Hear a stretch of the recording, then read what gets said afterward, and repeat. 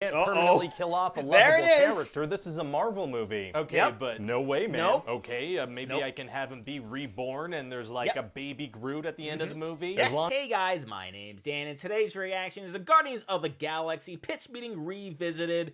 Guardians of the Galaxy is one of my favorite MCU movies of all time. It's right up there with Endgame and Thor Ragnarok, so very excited to check out this pitch meeting for it. Also very excited to learn more about Ryan George's process. He always reveals so much in each and every one of these, so really curious to see what he reveals in this one. But before we get into it though, please do check out all these links I have for you here, then go on over and support the pitch meeting channel and Ryan George's channel as well. Everything will be down in the description. And lastly, please do remember to click all those buttons down below, because not only is that the best way to see future reactions that I do, but it's also the best free way to help support my channel. And without any further ado, let's go. Hi everybody, it's Ryan George from the thing you're currently watching. Please enjoy this pitch meeting for Guardians of the Galaxy Volume 1 that I made several years ago. And once it's done, you can stick around after, because I'm going to talk about it and things and stuff. While you're doing that, I'm going to draw a raccoon. A raccoon? So you have a script for me? Yes sir, I do. It's a movie about the Guardians of the Galaxy. Who the hell are the Guardians of the Galaxy? Well, they're Marvel characters that we own. They are? Wow, that doesn't even ring a bell. Yeah, most people don't even know who they are. So why would we make a movie about them? Because at this point, we can make a movie about literally anything and people will pay us money to see it. That's a very good point. Fair. And we're gonna make this one super funny so people are really gonna enjoy it. Enjoying funny things is tight. So how does the movie start? Well, the main guy, Peter Quill's mom, is gonna die and then he's gonna get abducted by aliens before he even has time to mourn her death. Oh, that's hilarious. Yeah, it's so funny. Super funny stuff. I love it. Yeah, totally. I actually haven't got to the funny stuff yet. Okay, good. I didn't get the joke at all, but I didn't want to look stupid.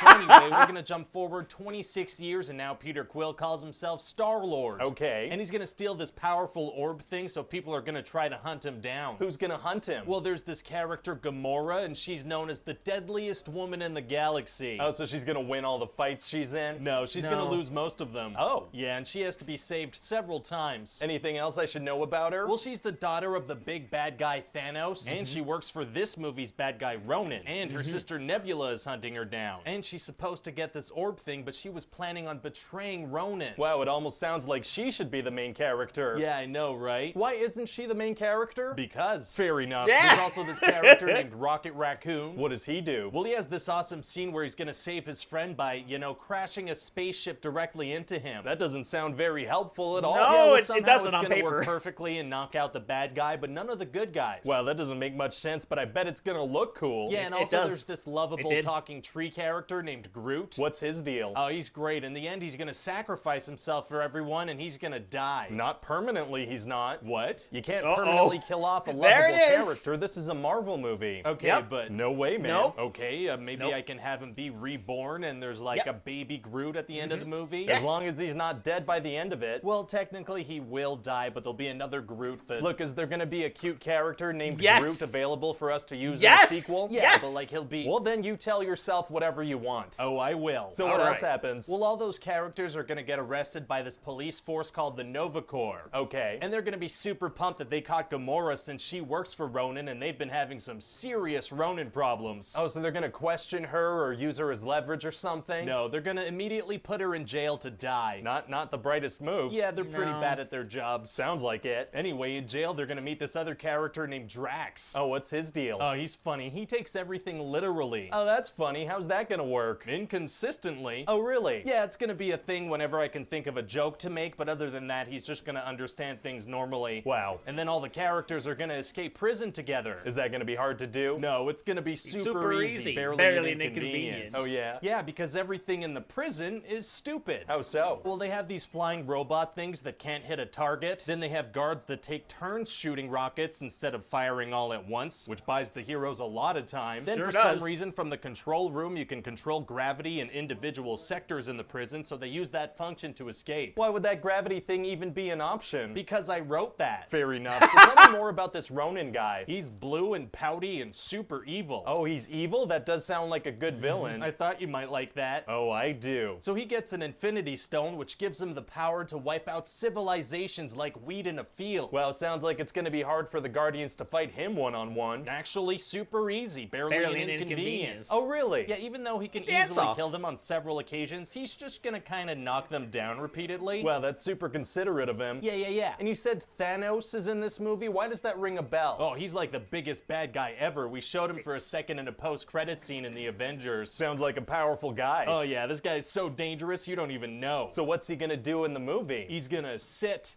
in a do chair. nothing. Oh. Yeah, and make some vague threats. Is he gonna get out of the chair, though? Oh, you bet he's gonna get out of the chair. He's gonna do some real damage. Amazing. In 2018. Well, anyway, so at the end of the movie, Peter's gonna save the day by grabbing the Infinity Stone in his hand and then holding hands with his friends and then blowing up Ronan. How did they know to do that? I don't know. Well, how is Star-Lord able to hold an Infinity Stone without dying? Well, he's gonna tell Ronan, you said it yourself. We're the Guardians of the Galaxy. That doesn't explain it at all, though. No, I guess not. So how did he survive that? Well, it's something to do with his father, but we're gonna explain that in the sequel. Yeah, the primary threat of this movie is solved by something we're not gonna fully explain till the next movie? Yep. Exactly, yeah. That's super evil of you. I love it. Thank you. So about this Groot character, I guess I'll have to track down a voice actor for him? Yeah, I wouldn't put too much effort into that. All he says is literally, I am Groot. So what are you saying? Well, I mean, it'd be pretty pointless to hire a big-name actor just to say 3 words over and over again. Yeah, I guess that would be a big waste of money.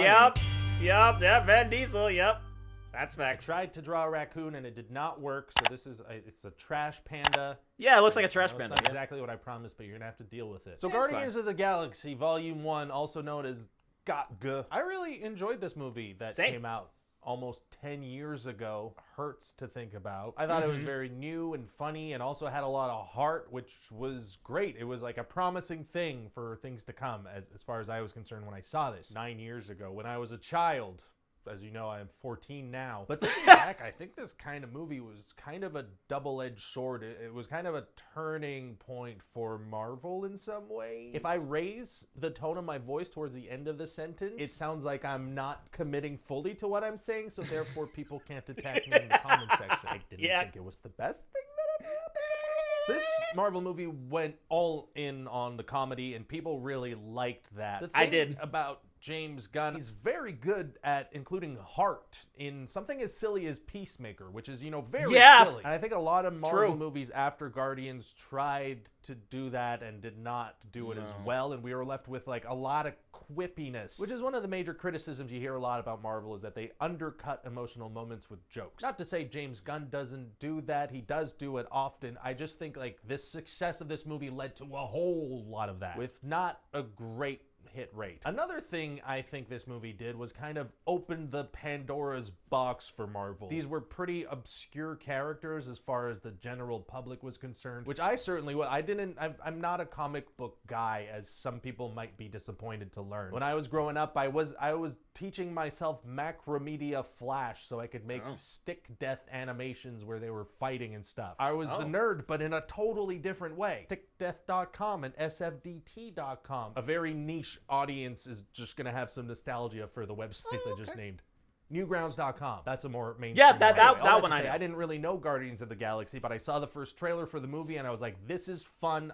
This looks like a good time. And it was. Agreed. So Marvel, I think, was like, well, now we can make anything with any character. I think Marvel looked at this movie and was like, these things worked. Let's do them over and over and over and over and over again in several ways. Anyway, I guess those are kind of my retrospective thoughts on the movie. In terms of the pitch meeting itself, I remember having kind of a hard time with this one because it was, in many ways, a comedy movie. And you'll notice I don't really do a lot of pitch meetings for comedy movies, because when you're writing comedy, you want to punch up. So if I'm making fun of big studio movies, that is punching up, because they're massive corporations and I'm just a dude. But if I'm making fun of comedy, I'm not punching up necessarily. Me in my comedy video saying that another comedy thing was not funny is pretty punch downy. And also a lot of times comedies take themselves a lot less seriously, and a lot of my jokes come from things that do take themselves seriously. But anyway, there's still things to make fun of, like the characters that never die. Since this movie has come out, characters have died, but now there's a whole multiverse going on, so it's like they could bring back whoever they want, whenever they want. Maybe we take 2 years off superhero movies and we do westerns for 2 years, and then we come back, and then it'll feel fresh again. Oh, here's another thing that I think I made a mistake in this pitch meeting. Oh, I was you going through did? the comments and I saw this one, and it says, actually, the Collector did kind of explain how the Guardians defeated Ronan. The Collector said that once a group of people were able to share the power of an Infinity Stone, preventing any one of them from dying from it. The Guardians just took a chance and figured if it worked once, and hey, I'm not gonna rewatch the movie to check if that happened, but I trust this person, and if that's the case, you know, I made a mistake. And that's the thing about being just me, is that sometimes things I mess up. I try not to make mistakes. It happens. You're not perfect. And at the end of the day, it's unacceptable, and I quit. Hey Ryan, I love your videos. You always make me guffaw, and I'm glad I can help support your cast. I was wondering, how did you get Simu Liu to cameo in that one anniversary special? And that kind of ties into this other question. Have you ever had someone from the cast, crew, production team reach out after you release a pitch meeting about their movie or show? Edit, except Shang-Chi. Yeah, it does happen. I've spoken to many people who have worked on the movies that I've made fun of, and generally people are really cool about it. At the same time, if the people that are not cool with it don't reach out to me, so I don't, maybe most people are angry, but the people that have reached out are able to laugh at themselves and also know that, like, I'm making fun of, I'm not like targeting one person. I'm targeting movies that are made by committee, and I've spoken to some screenwriters credited as the main writers on some of the movies I've made fun of, who have had maybe 5% of their scripts actually make it to the final thing. So nobody takes anything too personally in my experience, and they mostly agree. And I've also been told a surprising number of times that my pitch meetings are kind of accurate sometimes. Sometimes they're not too far off from actual studio notes that were given, which is worrisome. And the Simu Liu thing, honestly, I saw he was actually doing an interview with Screen Rant for Shang-Chi. From Screen Rant? Yeah, Screen Rant. Nice. I gotta say, your pitch videos are my favorite to watch in the world. And I know you're gonna do one on this movie. I know it. I'm expecting it. Yep, I'm ready. It happened. Personally, I you know, it's just, they're just so funny. Anyway, sorry. So I saw that video, and then I reached out to him to say thanks for the shout out, and so that's how, you know, we got in communication. That's and when cool. It was the anniversary special, That's so cool. I reached out to him, and he was like, "Can you be at my house next week?" And I happened to be going to LA that very same week, so the stars just aligned. So even though it's a green screen thing, and we probably could have done it with me here in Montreal and him in LA, we actually, that was in person. This person's asking a very specific question. Do you use the same stack of papers for pitch meetings, or do you grab a new handful for each one? The question is so specific that I have to answer. I have absolutely no choice but to answer this. It's just always the same stack. They're all messed up from years of grabbing them. I don't even know if there's anything on these. No, it's just blank paper. It's just blank piece of paper. Wow. Somehow. I don't eat while I record. Movie magic. So that's about it for this video. Let me know if you have questions in the comment section that's helpful in making these videos when people ask questions. I hope that was interesting, and thank you for watching, and I'll see you in the next one. Bye. Bye. Yeah, because those are always things that I was curious about, whether or not. Well, first off, with the papers, like were those the same papers, or did he just bring in new papers in there to use? And now finding out that like all these people have reached out to him saying how hilarious they are and how accurate they are. That's so awesome whenever something like that happens. I've been reacting to videos for about, it's not fully 5 years now. I didn't really start fully reacting to videos like the end of 2018, I want to say.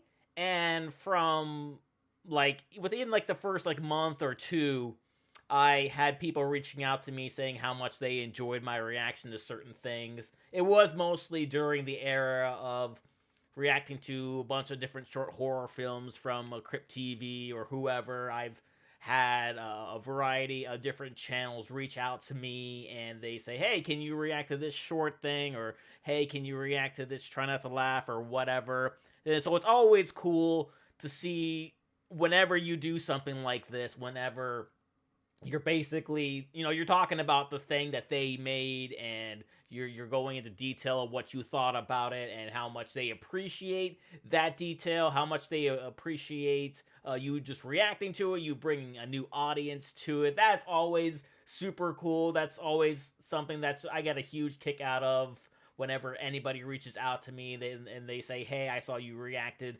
to this thing that I made, and I really enjoyed it. I really appreciated it a lot.